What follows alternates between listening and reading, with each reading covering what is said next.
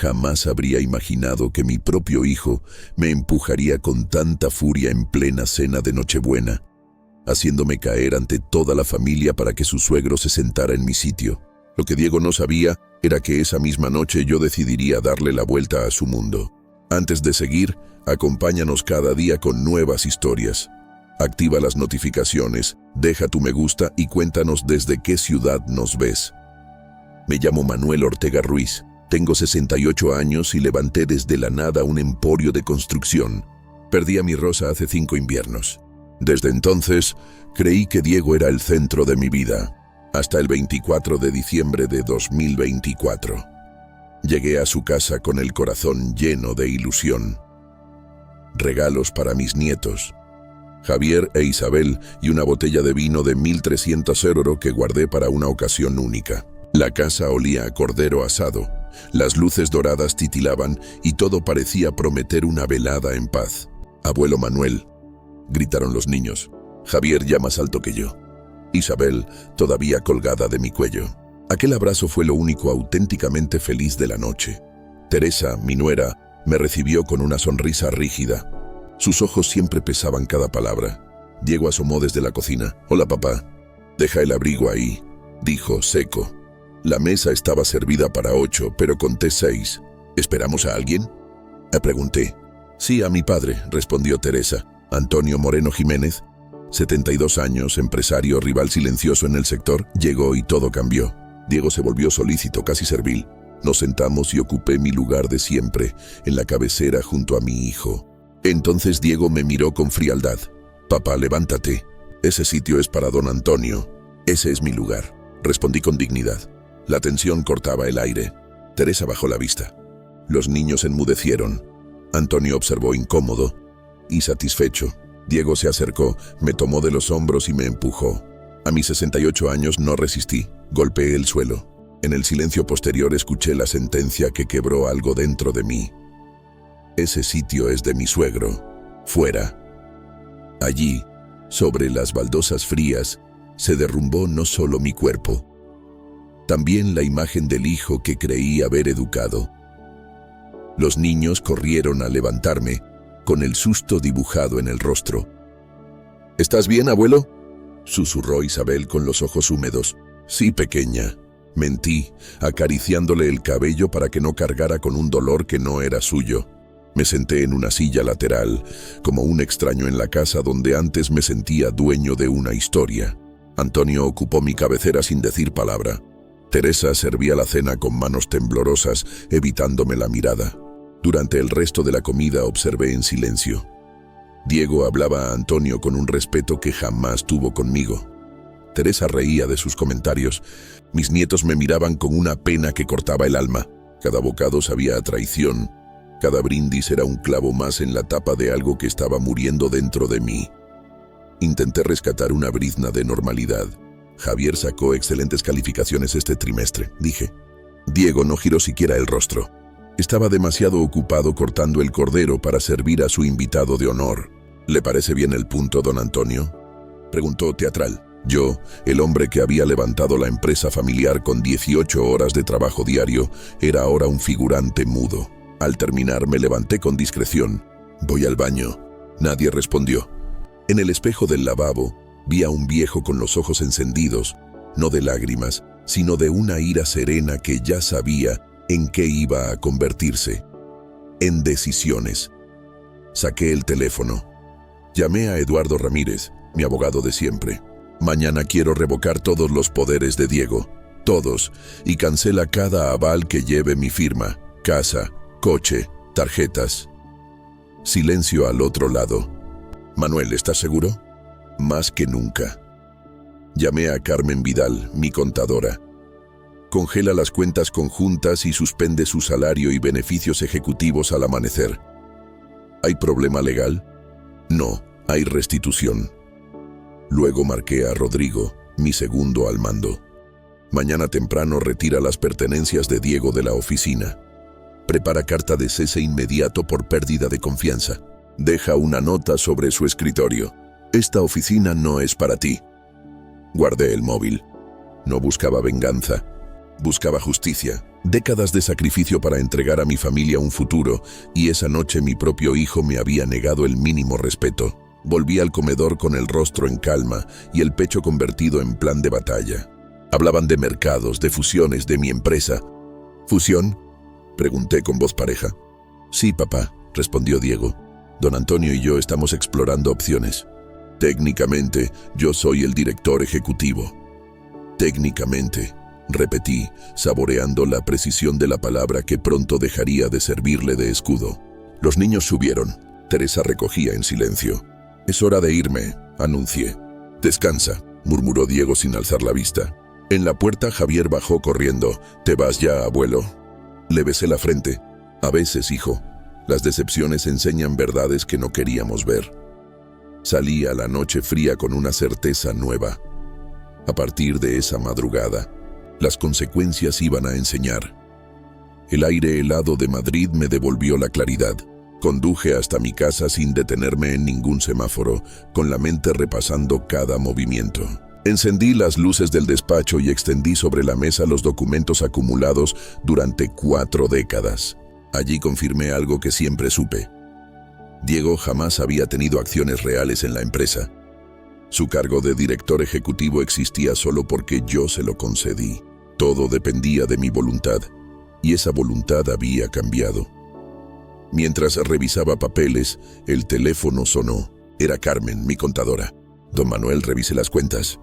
Su hijo ha usado avales de la empresa para gastos personales enormes, una hipoteca de 600.000 euros, un deportivo de 120.000 euros, más de 200.000 euros en tarjetas. Sin sus garantías, mañana mismo los bancos lo ejecutan. Inspiré profundo. Perfecto, cancélalos todos al amanecer. Ella dudó. ¿Está seguro? Esto lo arruinará. Respondí con voz firme. Más arruinado dejó él nuestro vínculo. A las 3 de la madrugada llamé otra vez a Rodrigo. Quiero que cumplas exactamente lo que te pedí. Si Diego llega y te encuentra retirando sus cosas, mejor. Que sienta lo que es perder un lugar. Rodrigo aceptó sin titubear.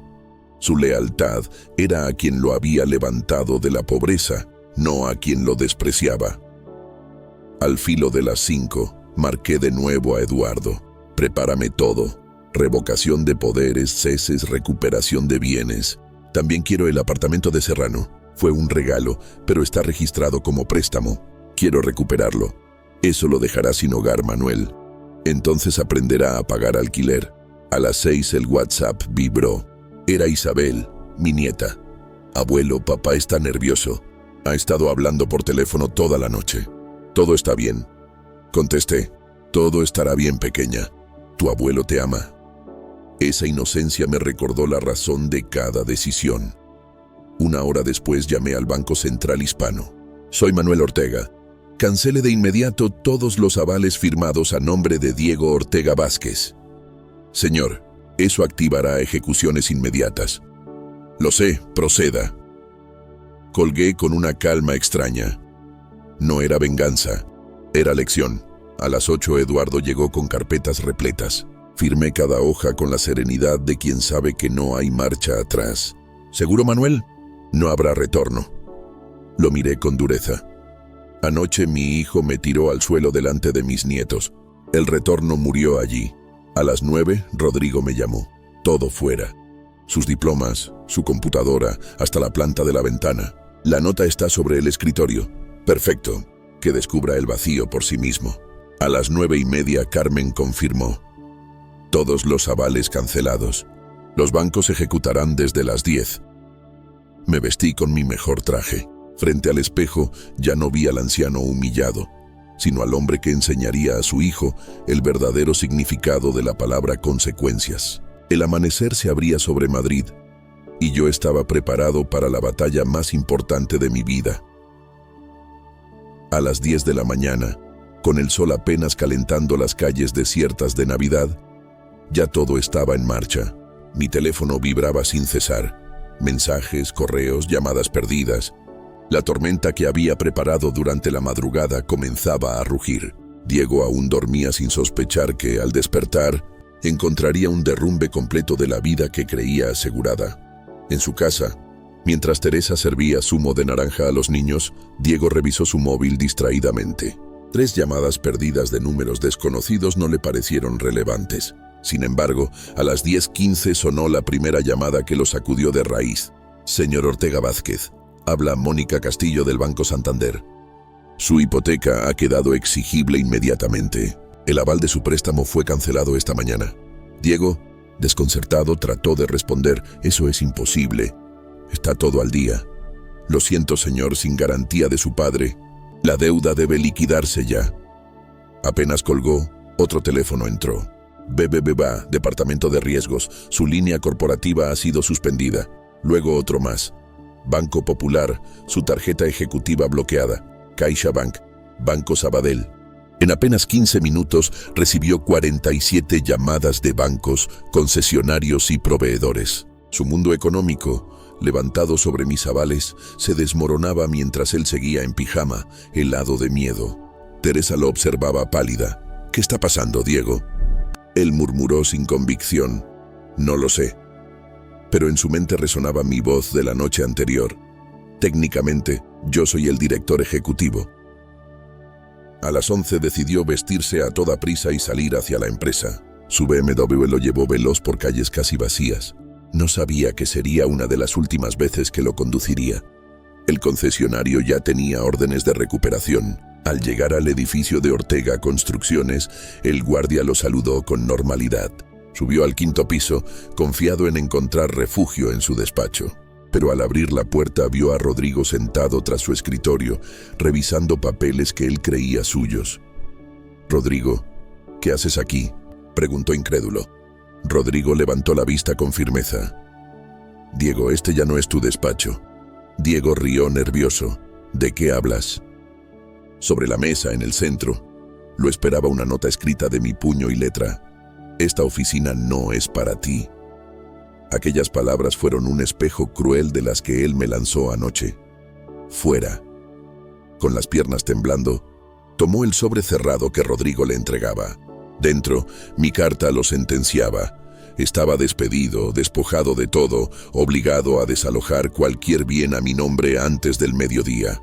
Era la primera vez en su vida que Diego entendía el filo cortante de la palabra irreversible. Diego leyó mi carta una y otra vez, como si al repetir las líneas, las palabras fueran a transformarse en un malentendido. Pero no había error. Las consecuencias de nuestros actos a veces llegan cuando menos las esperamos. Le había escrito: «Anoche me enseñaste que mi lugar en tu vida ya no existe. Hoy te enseño que el tuyo en mi empresa tampoco». Le di hasta el mediodía para desalojar cualquier propiedad a mi nombre, el apartamento, el coche, todo. Con las manos temblorosas, intentó rebatir: «Rodrigo, tú me conoces. Esto no puede ser definitivo. Soy el director ejecutivo». Rodrigo sostuvo su mirada con respeto pero con firmeza. «No, Diego, ya no lo eres. Los documentos están archivados. Causas justificadas, pérdida de confianza. Don Manuel me pidió que te diera esta carta y que te dijera que no hay vuelta atrás». Diego, desesperado, sacó su móvil para llamarme, pero Rodrigo lo detuvo. «No pierdas tiempo». Él fue claro: no quiere contacto directo. Salió tambaleándose de la oficina. En el estacionamiento lo esperaba otra bofetada de realidad. Una grúa enganchaba su BMW. «Tiene que haber un error», gritó. El operario le mostró la orden judicial: «Impago de leasing. El vehículo queda incautado». Diego, por primera vez en años, tuvo que caminar hasta el metro como cualquier ciudadano común. De regreso a su casa, su teléfono vibraba sin descanso. Bancos, acreedores, proveedores, todos reclamando lo suyo. Al llegar encontró a Teresa llorando en el sofá, con una notificación judicial en las manos. «Diego, tenemos 24 horas para abandonar el apartamento. Ejecutarán la hipoteca». Él se desplomó en una silla. En menos de 12 horas había perdido su empleo, su coche, su casa y su sustento. Y lo peor, había perdido a su padre. Teresa lo miró con ira y dolor. «Todo esto es por tu culpa. ¿Cómo pudiste empujar a tu propio padre delante de nuestros hijos?».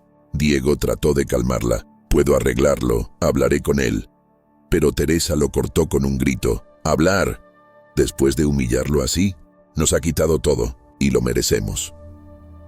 Esa noche Diego comprendió que mi decisión había abierto una grieta no solo en su vida profesional, sino en su propio hogar. La desesperación lo llevó a marcar el número de Antonio, su suegro, buscando apoyo. «Antonio, necesito tu ayuda. Mi padre ha perdido la razón. Me ha quitado todo por una discusión sin importancia». Al otro lado, la voz de Antonio fue un cuchillo helado. «Una discusión sin importancia, Diego. Yo estuve allí, vi cómo empujaste al hombre que te dio todo para entregarme un lugar que jamás pedí. Eso no fue un malentendido, fue una humillación imperdonable». Diego intentó justificarse. «Quería mostrarte respeto». Antonio lo interrumpió.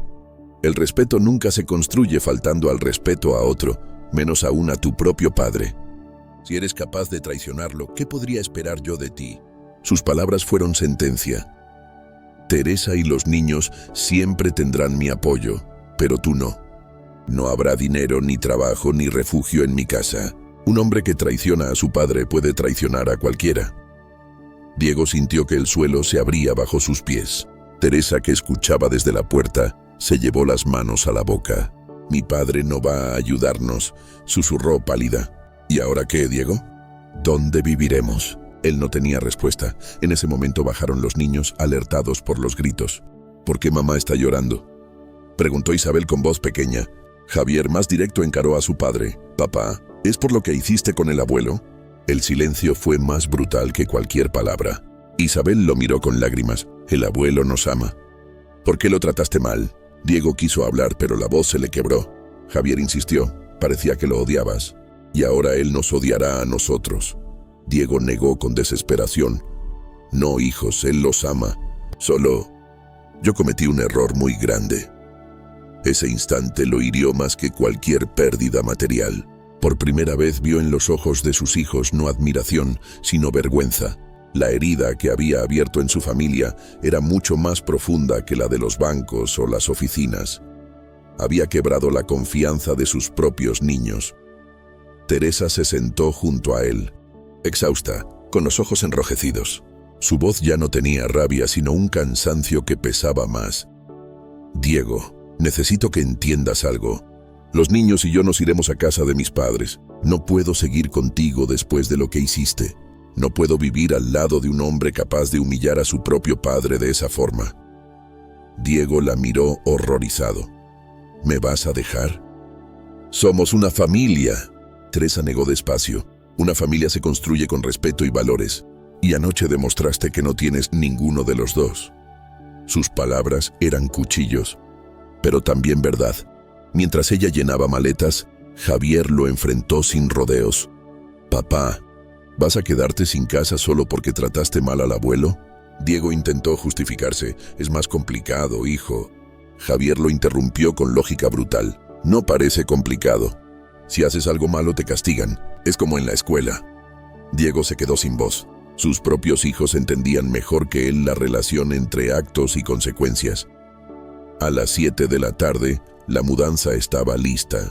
La casa, que horas antes estaba llena de vida, ahora parecía vacía. Teresa regresó con documentos en mano. «Necesito que firmes esto». Eran papeles de separación de bienes y custodia provisional. «¿Ya fuiste a un abogado?», preguntó Diego incrédulo.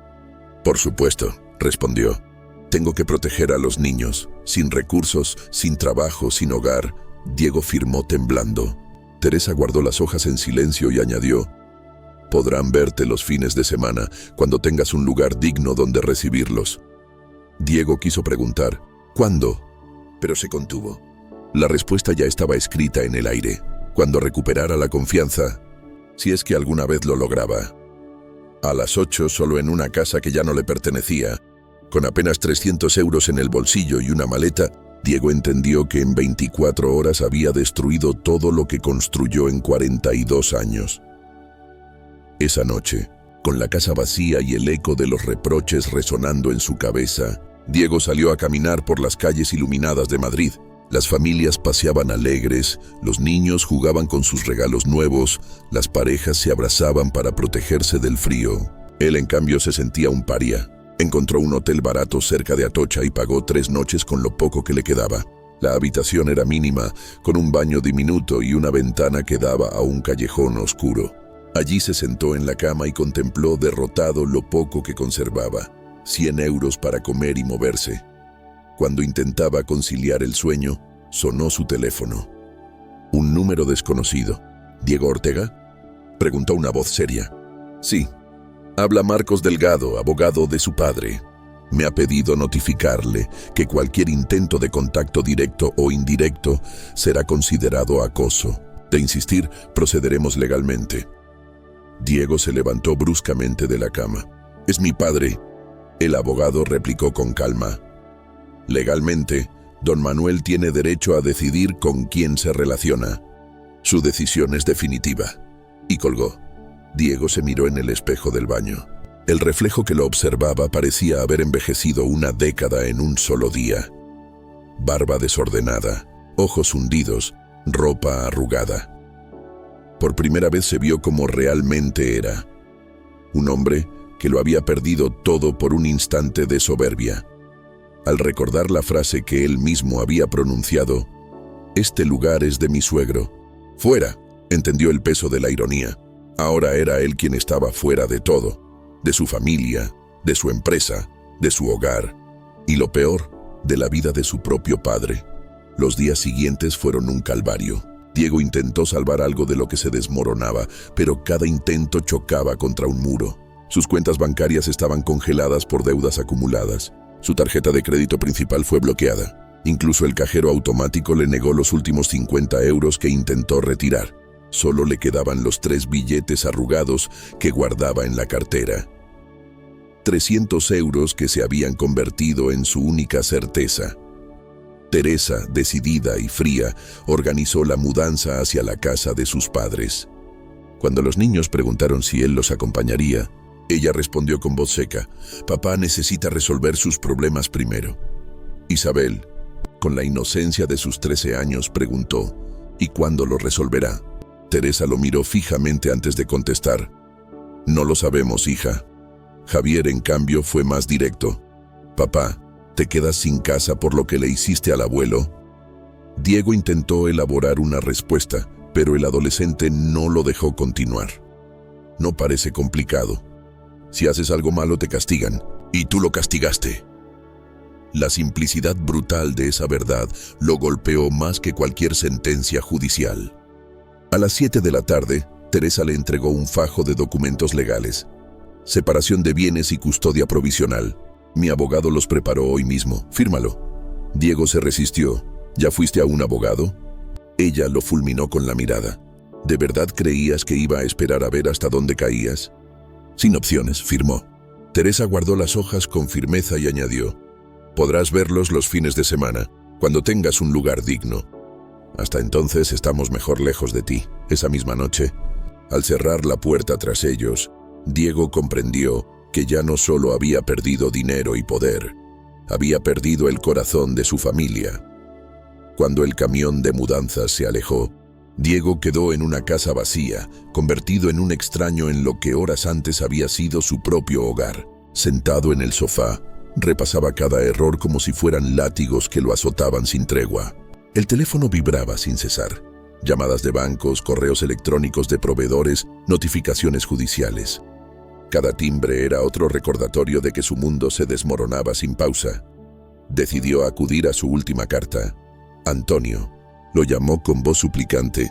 «Necesito tu ayuda, esto es un error. Papá me castigó demasiado duro. Tú puedes mediar». Antonio, frío y sereno, respondió: «Lo que vi anoche no fue un error. Fue la muestra de quién eres. Empujaste a Manuel, el hombre que te dio todo, solo para impresionarme. Y yo no respeto a los que no respetan a su propia sangre». Diego sintió un vacío en el estómago. «Pero somos familia. Teresa es tu hija. Los niños son tus nietos». Antonio lo remató: «Por ellos daré todo, pero por ti nada. Quiero que entiendas algo. Un hombre capaz de traicionar a su padre es capaz de traicionar a cualquiera. No te quiero cerca de mis negocios ni de mi casa». La llamada terminó y Diego se quedó mirando el móvil apagado en su mano. Teresa, que había escuchado todo, se limitó a decir: «Hasta mi padre lo sabe, no tienes remedio». Sus palabras lo atravesaron más que un cuchillo. Esa noche, Diego se instaló en un hotel barato con una maleta y 100 euros de sobra. Acostado en una cama estrecha, por primera vez admitió lo que nunca se había permitido: que había cavado su propia tumba con un gesto. Un empujón que había costado más caro que cualquier deuda. El amanecer lo encontró sin dormir, con la mirada fija en el techo del hotel. Cada llamada perdida era un recordatorio de que su vida se estaba derrumbando más rápido de lo que podía reaccionar. Al tercer día, con el dinero casi agotado, Diego recorrió la ciudad buscando empleo. Pero pronto comprendió que su apellido, que antes abría puertas, ahora era un estigma.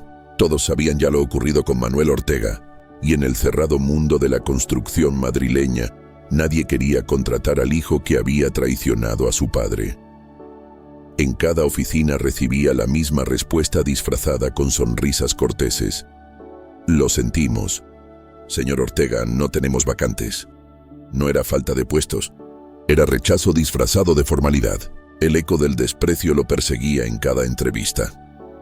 El cuarto día de enero, con sus últimos euros en el bolsillo, Diego tragó su orgullo. Entró en una pequeña empresa de limpieza industrial en las afueras de Madrid. La supervisora, una mujer llamada Remedios Sánchez, lo observó con desconfianza. «Según su currículum, usted era director ejecutivo. ¿Qué hace aquí?». Diego bajó la voz. «Necesito empezar de cero. Aprendo rápido, puedo trabajar de noche». Ella lo midió con ojos expertos, acostumbrada a reconocer la desesperación. «Turno nocturno, 10 de la noche a 6 de la mañana. 200 euros al mes. ¿Seguro que puede con esto?». «Sí», respondió él con más hambre que convicción. Esa misma noche, Diego empuñó por primera vez un trapeador. Sus manos, acostumbradas a firmar contratos millonarios, se hundieron en agua con detergente. En los espejos de los baños que limpiaba, ya no se reflejaba un ejecutivo, sino un hombre derrotado, obligado a enfrentar la lección más dura de su vida: el valor de la humildad. Las primeras noches en la empresa de limpieza fueron un golpe brutal de realidad. Diego, que había pasado años viajando en coches de lujo y almorzando en restaurantes exclusivos, ahora vaciaba papeleras y restregaba pisos en silencio. El uniforme azul con el logo de Limpiezas Remedios S.L. reemplazaba sus trajes de diseño. El olor a productos químicos impregnaba su piel, y cada callo nuevo en sus manos era una marca de la vida que había desperdiciado. Lo que más lo sorprendió fue la gente con la que trabajaba. Inmigrantes que enviaban dinero a sus familias, madres solteras que luchaban por sacar adelante a sus hijos, estudiantes que costeaban sus estudios con jornadas nocturnas, jubilados que necesitaban complementar pensiones mínimas. Ninguno lo juzgaba, porque ninguno conocía su pasado. Allí, por primera vez en mucho tiempo, no era el hijo de Manuel Ortega, sino simplemente Diego, un compañero más que debía demostrar su valor con trabajo. Durante los descansos de medianoche, compartía bocadillos con Miguel, un ecuatoriano que le preguntó con naturalidad: «¿Y tú de dónde eres?». Diego respondió evasivo: «De aquí, de Madrid. Antes trabajaba en construcción, en cosas administrativas». No mentía del todo, pero tampoco se atrevía a confesar quién había sido. Mientras barría oficinas vacías, pensaba en las llamadas breves con sus hijos. Javier e Isabel eran su único vínculo con la vida que había perdido. En cada conversación percibía la sombra de Manuel, siempre presente en sus palabras. «El abuelo nos recogió hoy en el colegio», decía Isabel. «Se ríe mucho con el abuelo Antonio», añadía Javier. Cada detalle le recordaba que incluso en su ausencia, Manuel seguía siendo el pilar de la familia, el hombre digno que él no había sabido ser. Con el paso de las semanas, la rutina de trabajo nocturno comenzó a transformarlo. Ya no se veía como un castigo, sino como una especie de escuela silenciosa. Cada baño fregado, cada pasillo brillante, era un recordatorio de que la dignidad no está en el cargo que ocupas, sino en la honestidad del esfuerzo. Compartía risas con sus compañeros en los descansos. Escuchaba las historias de madres que criaban solas a 3 hijos o de jóvenes que estudiaban de día y limpiaban de noche. Esas personas, invisibles para el mundo empresarial que él conocía, tenían una fortaleza que Diego jamás había desarrollado en sus años de privilegio. Mientras tanto, sus hijos seguían siendo la chispa que lo mantenía en pie. Cada miércoles y domingo hablaban por teléfono o en encuentros breves organizados por Manuel. Javier solía preguntar, «¿Papá, trabajas mucho?» Y Diego, sin mentir, respondía, «Sí, hijo. Trabajo duro, pero es un buen trabajo». Isabel, con su ternura, le decía, «El abuelo siempre nos recuerda que tú nos amas». Aquellas palabras lo desgarraban y al mismo tiempo le daban aliento. Lo que más lo sacudió fue escuchar un día a Isabel mencionar con naturalidad, «El abuelo y el abuelo Antonio ahora son socios. Van a construir edificios altísimos». Diego sintió la ironía en carne viva.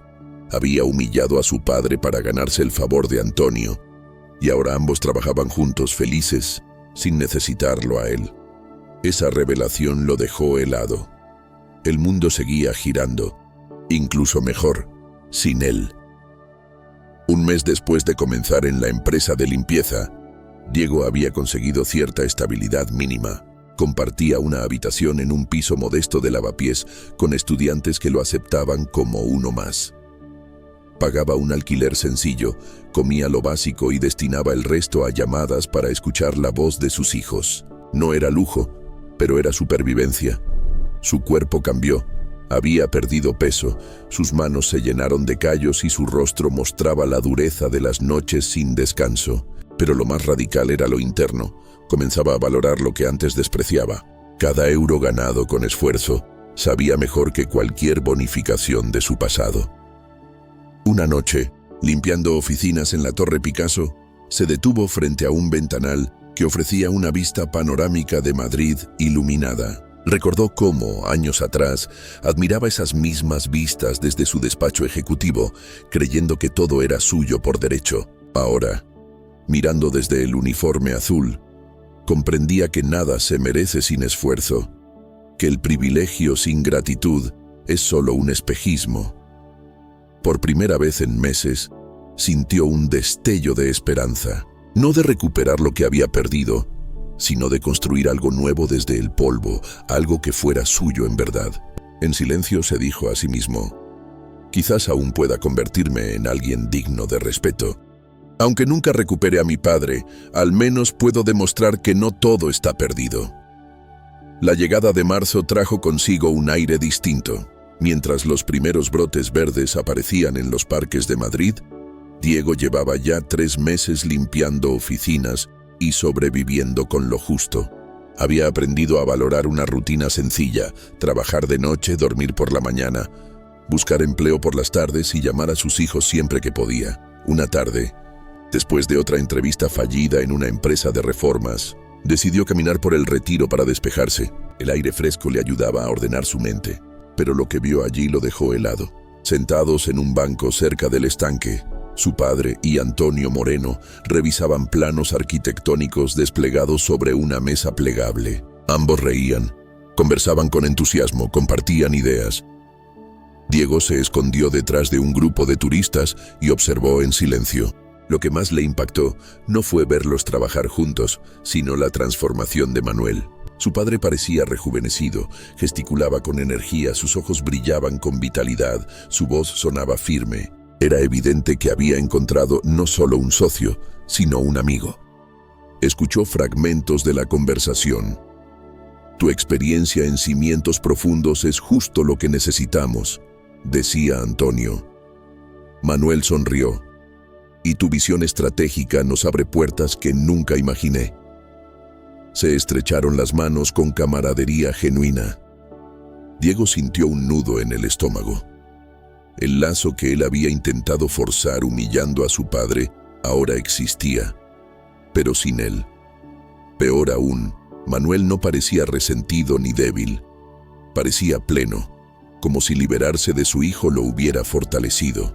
Diego permaneció oculto, escuchando más de lo que hubiera querido. Antonio preguntó con curiosidad, «¿Nunca sientes la tentación de reconciliarte con Diego?» Su padre guardó silencio largo rato, contemplando el agua serena del estanque. Finalmente respondió con voz grave. Durante 42 años pensé que conocía a mi hijo. Creí que había criado a un hombre con valores. La noche de Navidad descubrí que estaba equivocado. Antonio insistió. Las personas pueden cambiar, Manuel. El cambio verdadero solo nace de las consecuencias, replicó Manuel sin dudar. Si yo lo perdono ahora, ¿qué aprenderá? ¿Qué le enseñaré a mis nietos? Antonio asintió lentamente. Diego, desde su escondite, sintió las palabras como cuchillas. No era crueldad, era principio. Su padre no buscaba venganza, buscaba que él aprendiera. Se retiró del parque con lágrimas ardiendo en los ojos. Esa noche, mientras fregaba escritorios en el distrito financiero, comprendió lo que había escuchado. Manuel no estaba esperando que él volviera arrepentido. Manuel había seguido adelante. Había encontrado un socio, un amigo, y había cerrado ese capítulo. Diego se preguntó entonces, ¿realmente estaba cambiando o solo estaba sobreviviendo a la tormenta? Por primera vez, entendió que su camino no consistía en esperar perdón, sino en convertirse en alguien digno de él. El tiempo pasó, y casi sin notarlo, Diego cumplió 1 año desde aquella fatídica Nochebuena. Madrid se iluminaba de nuevo con luces navideñas y en cada escaparate veía reflejada la vida familiar que había perdido. Sin embargo, él ya no era el mismo.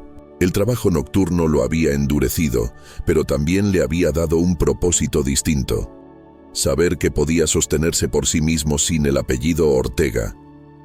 Remedios, su supervisora, había notado su esfuerzo y le ofreció coordinar un nuevo equipo de limpieza en las Torres Kío. El aumento salarial le permitió mudarse de la habitación compartida a un pequeño piso en Carabanchel. Era modesto, con muebles de segunda mano y paredes adornadas con fotos de Javier e Isabel, pero era suyo. Por primera vez, Diego sentía que estaba construyendo un hogar auténtico. En sus llamadas semanales, Isabel le dijo un día con inocencia: «Papá, tu voz suena distinta, más tranquila. Antes parecía que siempre corrías hacia algún lugar. Ahora hablas como si estuvieras donde quieres estar». Aquella observación lo sacudió. Una niña de 13 años había puesto en palabras lo que él mismo apenas empezaba a descubrir. La paz no estaba en el lujo, sino en aceptar quién era y en aprender a valorar lo simple. Cuando Isabel le preguntó si pensaba hablar con su abuelo algún día, Diego respondió con sinceridad: «No lo sé, hija, pero si algún día ocurre, no será para recuperar lo que perdí, sino para que él sepa que aprendí la lección que me quiso enseñar toda la vida». La víspera de Navidad de ese segundo año lo encontró trabajando en un rascacielos del centro financiero. A las 3 de la madrugada, mientras limpiaba los ventanales de la planta ejecutiva, se detuvo a contemplar la ciudad iluminada. Recordó que justo 1 año atrás, a esa misma hora, estaba sentado en la cabecera de una mesa lujosa, creyéndose dueño de todo. Y sin embargo, nunca había estado tan vacío como entonces. Ahora, en cambio, con un cubo de agua y un uniforme sencillo, sentía algo nuevo: paz. No tenía riquezas ni estatus, pero había ganado respeto propio. Sonrió por primera vez en mucho tiempo. Su teléfono vibró. Era un mensaje de Javier: «Papá, el abuelo preguntó por ti hoy». El corazón de Diego dio un vuelco. No lo mencionaban desde hacía meses. Escribió de inmediato. ¿Qué dijo? Quiso saber si trabajas, si tienes dónde vivir. Isabel y yo le contamos que estabas bien, aunque no dimos detalles. ¿Y cómo reaccionó? Se quedó callado. Luego dijo: «Espero que esté aprendiendo lo que necesita aprender». Diego leyó esas palabras una y otra vez. No era perdón, pero tampoco indiferencia. Era una rendija de esperanza. Esa noche, tras terminar su turno, caminó hasta una iglesia abierta y se arrodilló en silencio. No pidió recuperar nada. Solo agradeció haber aprendido, aunque fuese de la manera más dura. En su interior nació una decisión: escribirle a su padre, no para suplicar, sino para agradecer. La madrugada del 25 de diciembre, Diego se sentó en la mesa de su pequeño piso en Carabanchel. El barrio dormía, envuelto en silencio navideño, y él tenía delante una hoja en blanco y una taza de café barato. Respiró hondo, tomó el bolígrafo y escribió las primeras palabras: «Estimado Manuel». Dudó. Quiso poner papá, pero comprendió que ese derecho lo había perdido. Durante horas, redactó con brutal honestidad. No habló de lo que había perdido, sino de lo que había aprendido. Describió su trabajo de limpieza no como humillación, sino como educación en dignidad. Habló de su apartamento modesto, no como castigo, sino como escuela de autosuficiencia. Reconoció sin rodeos lo imperdonable de aquella noche. No hay excusa. Empujarte frente a tus nietos fue el acto más cruel de mi vida. No fue un error, fue una elección, y merecí cada consecuencia. Escribió también sobre Javier e Isabel, cómo sus llamadas se habían convertido en lo más valioso de su existencia, y cómo ellos, con su madurez precoz, le enseñaban más que él a ellos. Y cerró la carta sin pedir perdón ni reconciliación. No espero respuesta. Solo quiero que sepas que tu hijo, a los 43 años, por fin aprendió que la dignidad no viene del apellido, sino del carácter. Si nunca volvemos a hablar, quiero que sepas que gracias a ti me convertí en un hombre mejor. Cuando firmó como Diego, sintió un peso salir de sus hombros. No sabía si Manuel leería esas líneas, pero por primera vez entendía que la carta no era para su padre, sino para sí mismo. Guardó la carta durante una semana, releyéndola cada noche para asegurarse de que cada palabra representaba lo que realmente sentía. El 2 de enero finalmente caminó hasta la oficina de correos y la envió certificada a la dirección donde había crecido. Al dejar el sobre en manos de la funcionaria, sintió que se cerraba un ciclo. Los días siguientes los vivió con calma inesperada. No esperaba respuesta. Para él, el simple hecho de haber escrito y enviado esa carta ya era suficiente. Había sido un ejercicio de verdad, de aceptación y de rendición de cuentas. Por primera vez en su vida, Diego estaba en paz con sus errores. 3 semanas después, mientras se alistaba para salir a trabajar, encontró en su buzón un sobre con la caligrafía inconfundible de su padre. Lo abrió con manos temblorosas y leyó una sola página. Diego, recibí tu carta y la he leído varias veces. Me alegra saber que estás bien y que estás creciendo como persona. Ese crecimiento es lo que esperaba que ocurriera. No estoy listo para reanudar una relación personal y quizás nunca lo esté, pero quiero que sepas que estoy orgulloso del hombre que estás eligiendo ser. Sigue ese camino. Manuel. Diego se dejó caer en la silla de su pequeño apartamento, con lágrimas rodándole por el rostro. No era reconciliación, no era perdón, pero era respeto. Y era la primera vez en mucho tiempo que sentía que su padre lo veía, no por lo que tenía, sino por lo que estaba intentando ser. Diego dobló la carta con cuidado y la guardó en una pequeña caja metálica junto a las fotos de sus hijos. Esa hoja, sencilla y breve, se convirtió en su tesoro más valioso. No le devolvía el pasado ni curaba la herida, pero era un reconocimiento. Su padre veía su esfuerzo, y eso bastaba para darle un nuevo propósito. Desde entonces, cada turno nocturno adquirió un significado distinto. Ya no se trataba solo de ganar un salario. Cada oficina fregada, cada cristal pulido, era una forma de demostrar que estaba cambiando, no para complacer a nadie, sino para honrar las lecciones que había aprendido a golpes. Al hablar con Javier e Isabel, notaban un tono distinto en su voz. Javier le dijo una tarde: Papá, suenas más fuerte.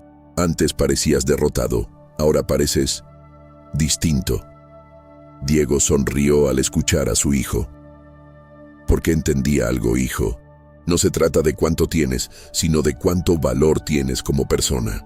Isabel añadió con ternura. El abuelo siempre dice que los errores pueden destruirte o enseñarte. Yo creo que tú estás aprendiendo. Aquellas palabras lo conmovieron profundamente. Por primera vez en muchos años, sintió que estaba construyendo un legado verdadero. No un imperio de ladrillos o cuentas bancarias, sino una nueva identidad basada en la humildad, la honestidad y el respeto. Con el tiempo, Diego comprendió que aquella carta de su padre no era un final, sino un punto de partida. Había perdido casi todo lo material, pero había ganado algo que jamás había valorado: la oportunidad de reconstruirse desde cero. Se dedicó a su trabajo con disciplina y se convirtió en un ejemplo dentro de la empresa de limpieza. Remedios lo ascendió a supervisor fijo, confiando en él para coordinar equipos y contratos importantes. Aunque su vida seguía siendo austera, cada pequeño logro tenía un sabor diferente. Comprar un microondas usado, arreglar él mismo una lámpara o invitar a sus hijos a una pizza con su propio sueldo eran victorias que le llenaban de orgullo. Descubrió que la dignidad no estaba en los lujos, sino en el esfuerzo propio. Sus conversaciones con Javier e Isabel se convirtieron en faros de esperanza. Javier, con la seriedad de un adolescente que ya miraba de frente la vida, le dijo: «Papá, creo que ahora sí eres alguien a quien quiero parecerme». Ese comentario, sencillo pero cargado de verdad, fue para Diego más valioso que cualquier título ejecutivo. Entendió que aunque Manuel aún mantenía la distancia, su cambio ya estaba dando frutos donde más importaba, en el corazón de sus hijos.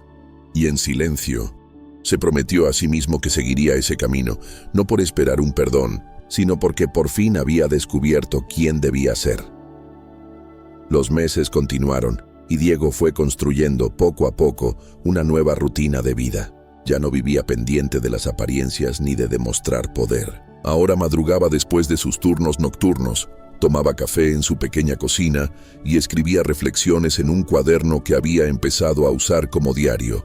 Cada página se llenaba de pensamientos sobre lo que había aprendido y sobre cómo no quería volver a ser el hombre de antes. Una tarde de primavera, mientras hablaba por teléfono con Isabel, ella le dijo con espontaneidad: «Papá, el abuelo sonrió cuando hablamos de ti». No dijo nada malo, solo escuchó. Esa pequeña señal lo conmovió. Manuel quizá nunca lo perdonaría, pero al menos ya no era solo un recuerdo amargo en sus conversaciones. Aquella sonrisa silenciosa era para Diego un destello de posibilidad. En su trabajo, sus compañeros comenzaron a respetarlo no por lo que había sido, sino por lo que era ahora: alguien responsable, que nunca llegaba tarde y que siempre estaba dispuesto a ayudar.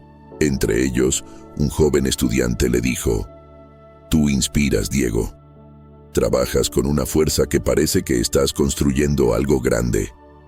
Él respondió con una sonrisa leve: «Tal vez lo esté, pero esta vez desde adentro». Y así, entre jornadas de esfuerzo y llamadas llenas de ternura con sus hijos, Diego iba descubriendo que la verdadera riqueza no se medía en bienes, sino en el cambio profundo del corazón. El verano llegó con su calor sofocante y Diego continuaba trabajando sin descanso en los turnos nocturnos. Ya no sentía vergüenza al usar su uniforme azul. Por el contrario, lo vestía con orgullo porque simbolizaba su nuevo comienzo. Cada madrugada, al ver su reflejo en los ventanales de los edificios que limpiaba, reconocía a un hombre distinto. Cansado, sí, pero más íntegro que nunca.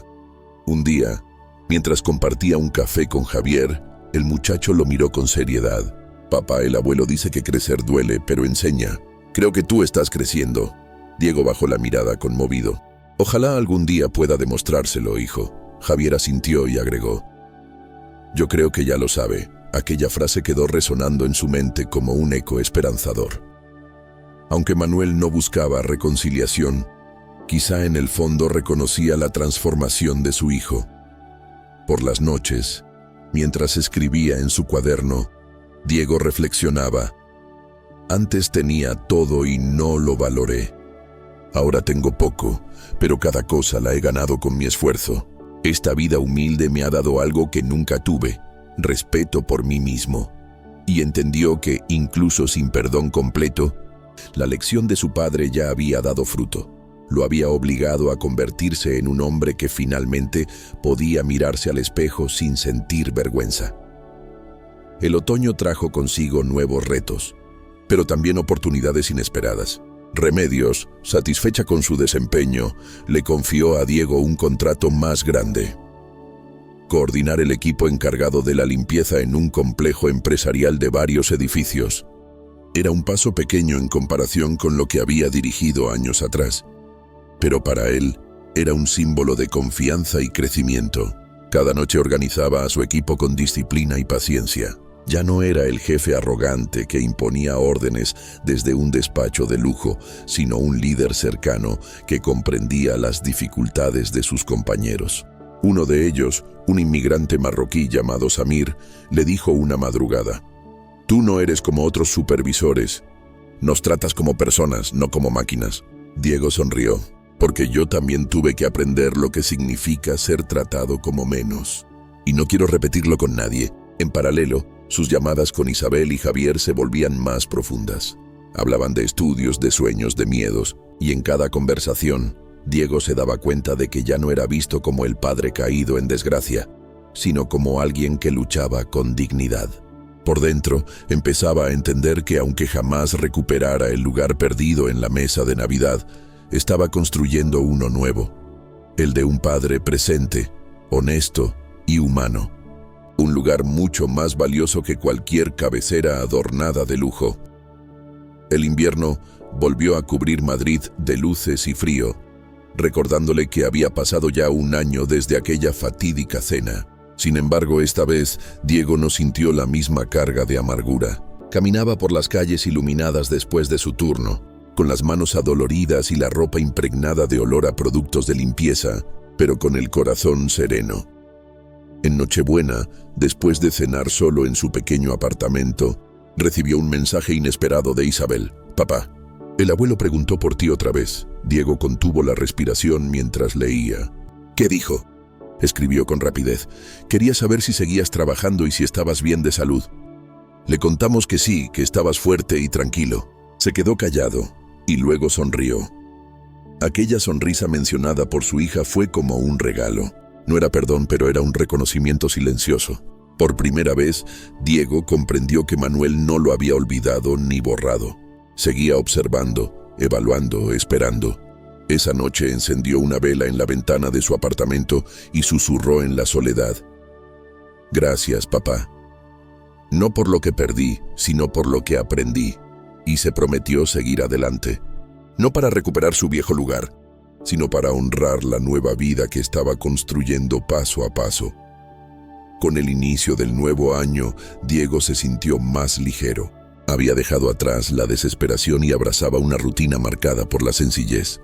Ya no perseguía el perdón como una meta inmediata, sino que entendía que el cambio debía demostrarse con constancia, no con palabras. Un domingo por la mañana, durante una de las visitas pactadas, Javier lo abrazó con fuerza antes de despedirse y le susurró: «Papá, el abuelo dijo que está orgulloso de cómo nos estás cuidando». Diego se quedó inmóvil, procesando esas palabras. No era un mensaje directo de Manuel, pero sí una muestra de que su padre reconocía su esfuerzo como padre, incluso desde la distancia. Eso bastó para que las lágrimas le empañaran los ojos. Al regresar a su pequeño apartamento, abrió su cuaderno y escribió: «Hoy entendí que aunque mi padre no vuelva a invitarme a su mesa, su orgullo silencioso ya me acompaña. Y con eso tengo suficiente para seguir caminando». Esa tarde salió a caminar por el barrio. Observó a las familias reunidas en los parques, a los niños jugando y a los abuelos contando historias. Y aunque aún le dolía la ausencia de Manuel en su vida, sintió que ya no era un hombre derrotado. Era alguien en reconstrucción, alguien que había aprendido a valorar lo esencial. el amor de sus hijos y la dignidad que da el esfuerzo propio. La rutina de trabajo en la empresa de limpieza se convirtió en su mejor maestra. Cada noche, al coordinar a su equipo, Diego encontraba satisfacción en lo que antes habría despreciado. Aprendió a escuchar, a valorar las historias de quienes lo rodeaban. Uno de sus compañeros, un joven colombiano llamado Andrés, le contó que trabajaba de noche para pagar la universidad. Diego lo escuchó con respeto y pensó, antes no habría visto más que a un empleado. Hoy veo a un luchador. Ese cambio de mirada lo hacía sentir más humano. Ya no vivía encerrado en la arrogancia, sino abierto a las lecciones que ofrecía la vida cotidiana. Un día, Isabel le dijo en una llamada, «Papá, cuando hablo contigo ahora siento paz. Antes siempre estabas apurado, como si todo lo demás fuera más importante». Diego tragó saliva y respondió con voz emocionada, «Porque ahora entiendo, pequeña, que lo más importante son ustedes». En su interior, supo que esas palabras eran verdad. Ya no quería recuperar mansiones ni autos de lujo. Su mayor anhelo era seguir siendo digno de las miradas de sus hijos, miradas que ahora reflejaban confianza y orgullo. Y eso, pensaba, era el regalo más grande que la vida podía darle. La noticia de que Manuel y Antonio prosperaban juntos en nuevos proyectos inmobiliarios llegó a oídos de Diego a través de Javier. «Papá, el abuelo y el abuelo Antonio están construyendo un edificio enorme». Salieron en el periódico. Contó con entusiasmo. Diego guardó silencio, tragando la mezcla de orgullo y dolor que le atravesaba el pecho. Ver a su padre brillar de nuevo le alegraba, pero también le recordaba cuánto había perdido. Sin embargo, no sintió rencor. Al contrario, pensó, si mi caída sirvió para que él encontrara un socio de verdad y una nueva vitalidad, entonces valió la pena. Esa misma noche, al terminar su turno, se detuvo frente a la Torre Picasso, con el reflejo de las luces en los cristales. Sacó de su bolsillo la carta que había recibido meses atrás y la releyó. Las palabras de Manuel. «Estoy orgulloso del hombre que estás eligiendo ser», cobraban un sentido aún más profundo. Comprendió que ya no necesitaba ocupar un lugar a su lado para honrar a su padre. Bastaba con vivir de acuerdo a esos principios que él siempre había intentado enseñarle. Por primera vez, Diego dejó de sentir la urgencia de recuperar lo perdido. Ahora su meta era diferente, demostrar con su vida que había entendido la lección. El segundo invierno desde aquella noche de Navidad llegó con un aire distinto. Diego ya no era el hombre roto que vagaba por las calles buscando respuestas, sino alguien que había encontrado un propósito en lo sencillo. Había logrado mudarse a un pequeño apartamento propio en Carabanchel, con muebles modestos y fotografías de Javier e Isabel en cada rincón. Ese hogar, aunque humilde, estaba lleno de paz. Un sábado por la tarde, mientras compartía chocolate caliente con sus hijos, Isabel le preguntó con inocencia, «Papá, ¿crees que algún día volveremos a cenar todos juntos en Navidad?» Diego respiró hondo, mirándola con ternura. «No lo sé, pequeña, pero lo que sí sé es que, aunque estemos en mesas diferentes, siempre estaremos unidos por el corazón». Javier, más serio, intervino. «Yo creo que el abuelo ya ve tu cambio, aunque no lo diga». Las palabras de su hijo fueron como un bálsamo. Diego entendió que no podía controlar los tiempos de Manuel, pero sí podía seguir demostrando con cada acción que su transformación era real. Y en ese momento, rodeado de sus hijos, sintió que ya había recuperado lo más importante: el respeto de quienes más amaba. El paso de los meses trajo consigo nuevas oportunidades. Remedios, viendo la constancia y responsabilidad de Diego, le ofreció la posibilidad de encargarse de la formación de nuevos empleados. Ya no solo limpiaba o supervisaba, ahora enseñaba. Explicaba a los recién llegados cómo usar las herramientas, cómo mantener la disciplina y, sobre todo, cómo respetarse a sí mismos en cada tarea. Una noche, mientras instruía a un grupo de jóvenes, uno de ellos le dijo: «Se nota que hablas desde la experiencia. Usted no solo nos enseña a limpiar, nos enseña a tener orgullo por lo que hacemos». Diego sonrió con humildad. Esa frase lo acompañó durante días, recordándole que, aunque había perdido un imperio, había ganado algo que no tenía precio: la capacidad de inspirar con el ejemplo. En sus llamadas, Javier e Isabel percibían el cambio. Javier le confesó: «Papá, antes me daba miedo parecerme a ti. Ahora quiero tener tu fuerza para levantarme cuando caigo». Aquellas palabras fueron como un sello definitivo. Diego comprendió que no necesitaba reconquistar grandes mesas de negocios. Su legado más importante estaba frente a él: ser recordado por sus hijos como un hombre que supo transformarse y elegir un camino de verdad. El 3 diciembre, desde aquella caída, llegó con un aire distinto. Diego ya no sentía el peso de la vergüenza. En su lugar, lo habitaba una serenidad que jamás había experimentado en los tiempos de lujo. Seguía trabajando en las noches, pero ahora con un equipo que lo respetaba y al que él guiaba con paciencia. Había aprendido a valorar la rutina, a encontrar belleza en lo simple y, sobre todo, a agradecer cada día de transformación. En Nochebuena, Javier lo llamó para decirle: «Papá, el abuelo nos preguntó de nuevo por ti». Solo dijo: «Espero que siga aprendiendo». Diego sonrió con lágrimas contenidas. No era perdón ni invitación a regresar, pero era una prueba de que Manuel seguía pendiente de él. Y esa atención, aunque mínima, era un regalo inmenso. Aquella noche, después de terminar su turno, caminó hasta una iglesia cercana y encendió una vela. No pidió riquezas ni reconciliaciones inmediatas. Solo agradeció. Agradeció las pérdidas, las lecciones, el trabajo duro, las lágrimas y también las sonrisas recuperadas con sus hijos. Por primera vez en mucho tiempo, Diego entendió que la Navidad no se trataba de una mesa lujosa, sino de la transformación interior que había encontrado en el camino más inesperado de su vida. La mañana del 25 de diciembre, Diego se sentó en su pequeño apartamento con una taza de café caliente y el cuaderno donde solía escribir sus reflexiones. Tomó la pluma y comenzó una carta breve dirigida a su padre. No pedía nada, no justificaba nada, solo decía: «Gracias porque al no rescatarme, me diste la oportunidad de descubrir quién podía ser realmente. Hoy soy un hombre diferente y eso te lo debo a ti». Selló el sobre sin saber si Manuel llegaría a leerlo. No importaba. El simple hecho de escribirlo cerraba un ciclo en su corazón. Ese mismo día, Javier e Isabel lo visitaron y al abrazarlo Isabel susurró: «Papá, el abuelo estaría orgulloso si pudiera verte ahora». Diego sonrió con los ojos llenos de lágrimas.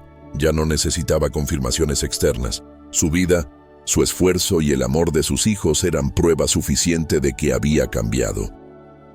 Comprendió entonces que algunas relaciones quizá nunca se reconstruyen del todo, pero las lecciones que dejan pueden transformar una vida entera. Y en ese instante supo que, aunque jamás volviera a sentarse en la cabecera de la mesa de Navidad, había encontrado un lugar mucho más importante: el de un hombre digno, humilde y auténtico.